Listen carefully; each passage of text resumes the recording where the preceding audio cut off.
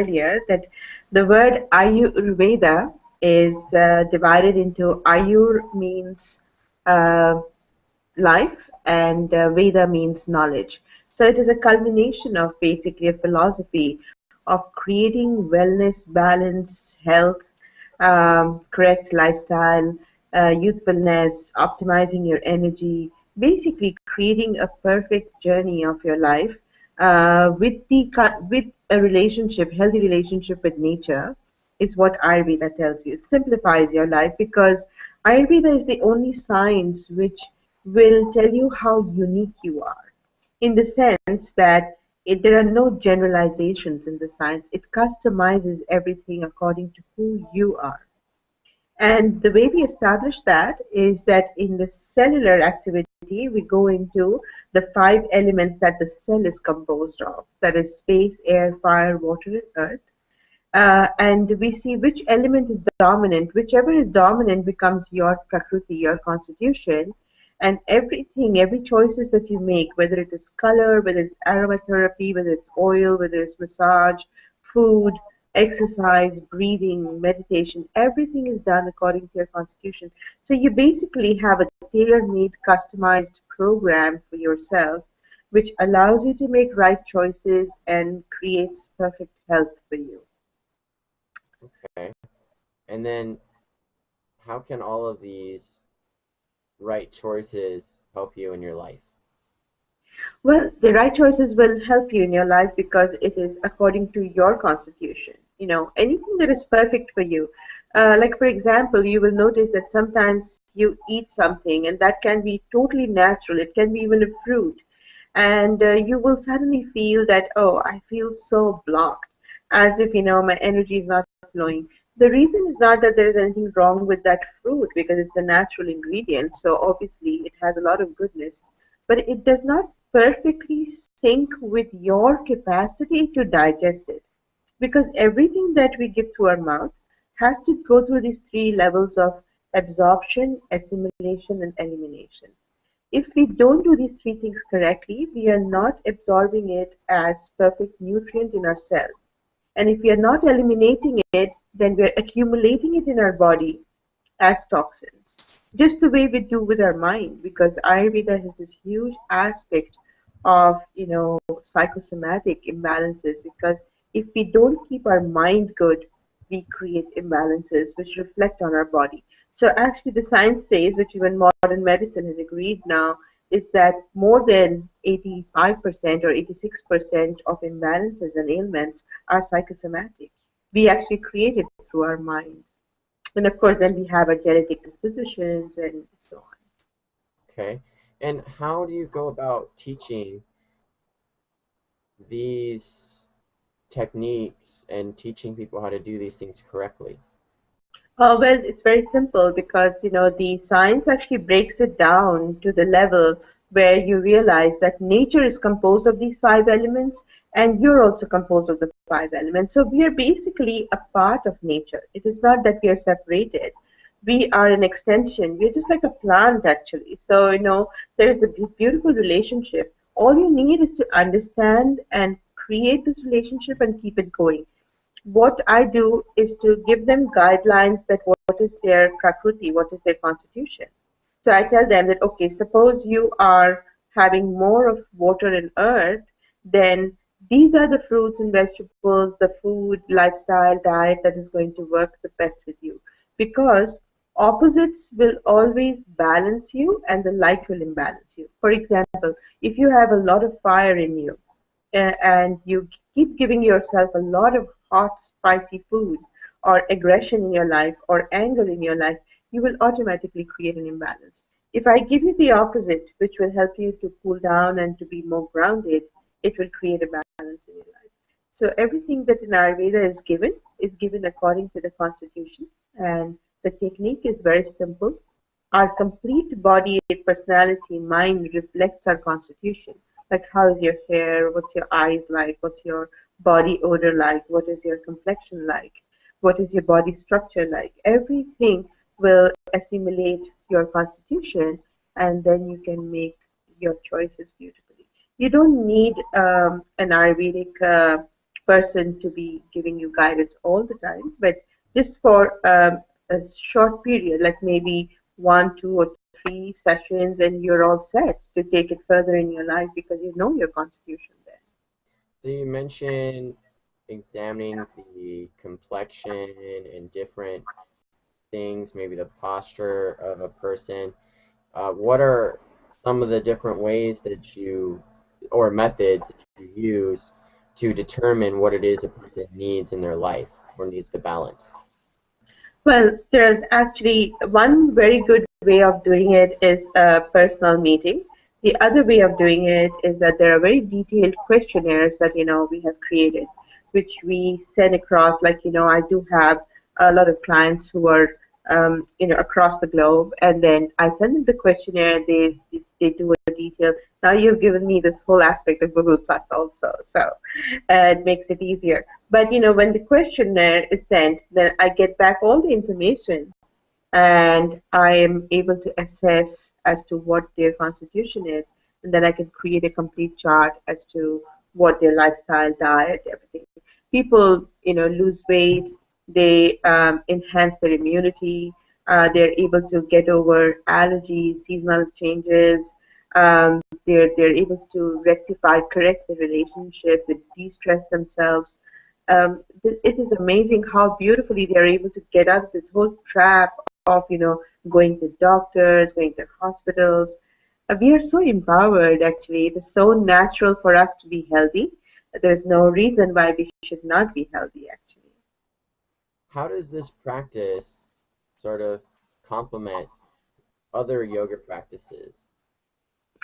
Well, Ayurveda actually dates back 6,000 years, Michael. So that is the mother of all science. And there are four pillars of Ayurveda nutrition, which is I will speak the words in Sanskrit and give you the English translation for it. The four pillars of nutrition are ahara, asana, prana, and nidra. So ahara is food, asana is yoga, the exercises that we conserve our energy with.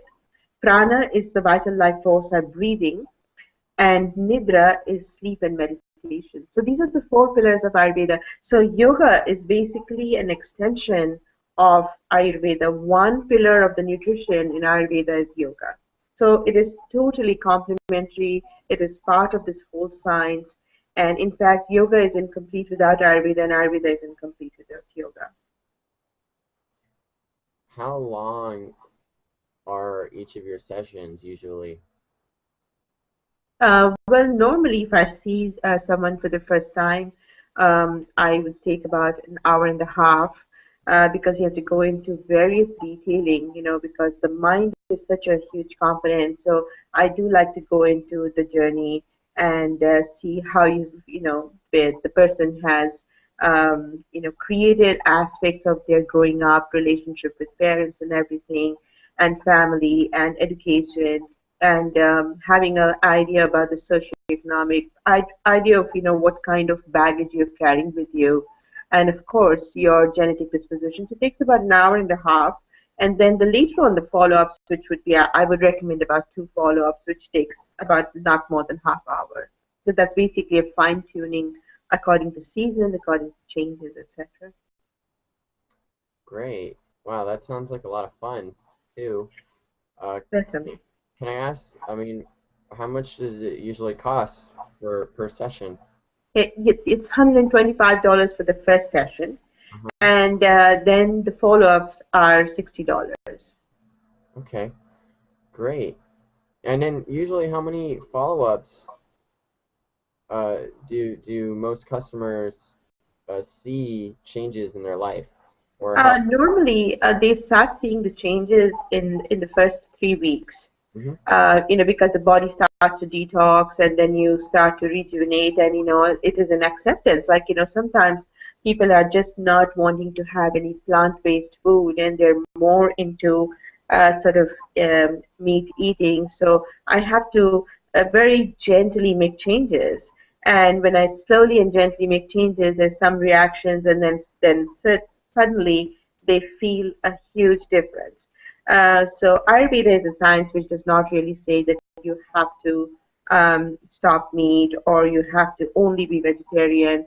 It fine tunes your diet according to your constitution. So Wow, it sounds really interesting. I'd love to have an opportunity to try it for myself. absolutely you should. We Now, all have the right to be healthy, and we should not. We have our complete hope from nature. Everything in nature has been provided for us to be in good health. can I ask you, can you tell anything based on my complexion over the screen to suggest? Well, yes, just over the screen, as I see you, you seem to be having a good amount of fire, earth, and water. So, according to me, you should be more like a Pitta Kapha constitution. So now the issues that you might be having, I don't think I should be talking too much about your issues because we are on a live broadcast. We can do that some other time. But very briefly, I would say that you should be careful about not getting too acidic. To So too acidic. okay, So that is something that you should be watchful about. But we will talk more when we do your session. so not so much pizza and greasy foods, right?